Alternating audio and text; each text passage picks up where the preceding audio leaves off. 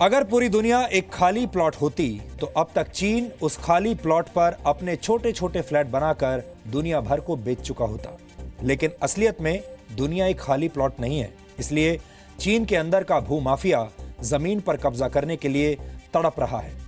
चीन दुनिया का तीसरा सबसे बड़ा देश है और उसके पास लगभग 96 लाख वर्ग किलोमीटर की जमीन है। लेकिन इसके बावजूद चीन की जमीन हड़पने की भूख कभी शांत नहीं होती। चीन ने भारत के कुछ हिस्सों पर पहले से ही अवैध कब्जा किया हुआ है। एक स्वतंत्र देश तिब्बत पर वो पूरी तरह से काबिज है। दुनिया के और भी बहुत सारे देशों से उसके जमीनी विवाद चल रहे हैं और अब चीन भूटान पर भी कब्जा करने की साजिश रच रहा है। लेकिन भारत उसकी इस साजिश के बीच में एक दीवार बनकर खड़ा हुआ है और इसीलिए चीन आजकल तड़प रहा है, भारत से नाराज है। अपनी इस छटपटाहट में चीन ने अब झूठ का एक नया पुलिंदा तैयार किया है। ये 15 पन्नों का एक स्टेटमेंट है जो चीन की तरफ से जारी किया गया है। इस लिखित बयान में चीन ने भारत पर कई झूठे आरोप लगाए हैं और डोकलाम में पिछले 1.5 महीने से चल रहे विवाद पर अपनी पोजीशन क्लियर करने की कोशिश की है। आज हम चीन के इन झूठे दावों का एक सच्चा विश्लेषण करेंगे और आपको यह बताएंगे कि चीन के हर दावे में झूठ की मात्रा कितने प्रतिशत है। ये 15 पन्नों का जो दस्तावेज है, इसका टाइटल चीन ने दिया है the facts and China's position concerning the Indian border troops crossing of the India China boundary in the Sikkim sector into the Chinese territory. ये इसका टाइटल है। इस दस्तावेज में चीन ने दावा किया है कि 18 जून को 270 भारतीय जवान हथियारों और 2 बुलडोजर्स के साथ डोकलाम में उसकी जमीन में घुस गए और चीन द्वारा सड़क बनाने का विरोध करने लगे और भारतीय जवानों की इसी हरकत की वजह से इस पूरे इलाके में तनाव है।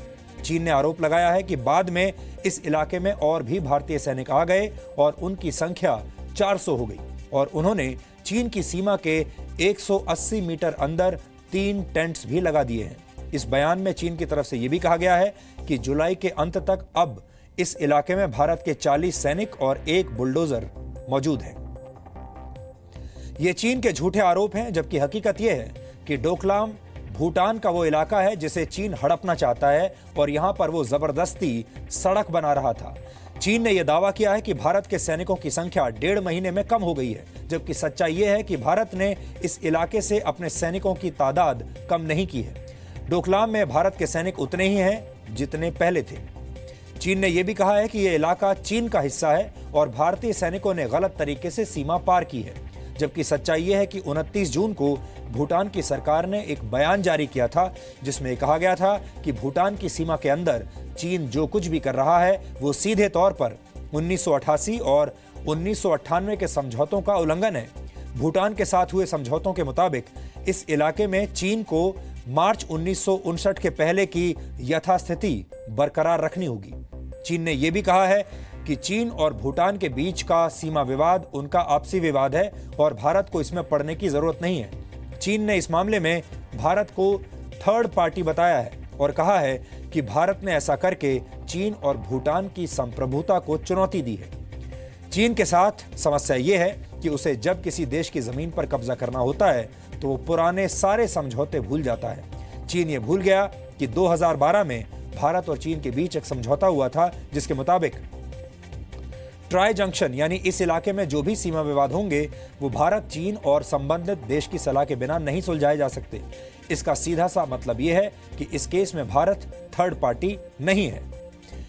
इस बयान में चीन ने यह भी दावा किया है कि उसके भूटान के साथ बहुत अच्छे संबंध हैं, जबकि सच्चाई यह है कि चीन भूटान पर कब्जा करना चाहता है और चीन ने भूटान के साथ किसी तरह के कूटनीतिक रिश्ते नहीं रखे हैं।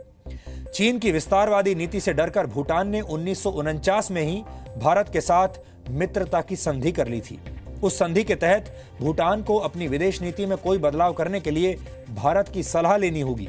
1959 में तिब्बत पर चीन के कब्जे के बाद भूटान की बेचैनी और बढ़ गई और वो चीन को बौद्ध संप्रदाय के शत्रु के तौर पर देखने लगा।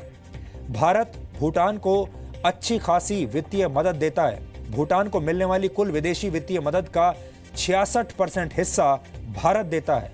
ये आंकड़े बताते हैं कि भारत भूटान का एक मित्र देश है। चीन का एक और झूठा आरोप हम आपको बताते हैं। इस लिखित बयान में चीन ने यह भी कहा है कि इस पूरे इलाके में भारत ने बहुत बड़ा इंफ्रास्ट्रक्चर तैयार कर लिया है, जबकि चीन ने किसी भी तरह के विकास कार्य नहीं किए हैं।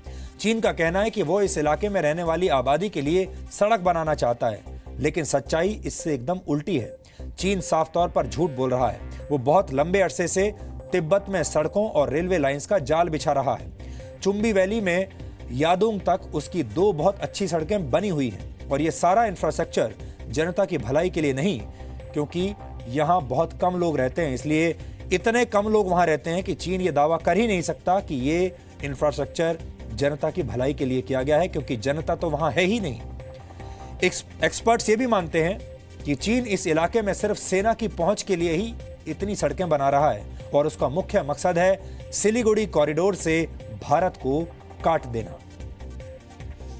15 पन्नों के इस झूठे बयान में चीन ने अपने दावों को सही ठहराने के लिए कुछ झूठे नक्शे और तस्वीरें भी जारी की हैं। अब आपको इनके बारे में भी बता देते हैं। भारत, भूटान और चीन तीनों ने ही अपनी सीमाएं यानी ट्राई जंक्शन मेरुगला सिंचेला रिज के साथ स्वीकार की थी। इन पर कोई विवाद नहीं था, लेकिन अब चीन ट्राई जंक्शन को लगभग 7 किलोमीटर दक्षिण में गेमोचेन रिज तक ले जाना चाहता है, जो कि पूरी तरह से गलत है।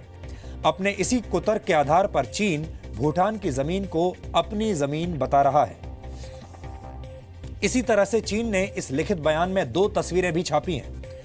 इनमें भारतीय जवान और उनके वाहन दिखाए गए हैं, और चीन का दावा है कि भारतीय जवान अपने वाहनों के साथ चीन के इलाके में घुस आए हैं। ये तस्वीरें भी पूरी तरह से झूठी हैं और फेक हैं। हमने ये सारी जानकारी आपको इसलिए दी ताकि आप भी चीन की आक्रामक नीतियों को समझ सकें। मौजूदा हालात को देखते हुए इस विषय की समझ होना हमारे देश के हर नागरिक के लिए बहुत जरूरी है।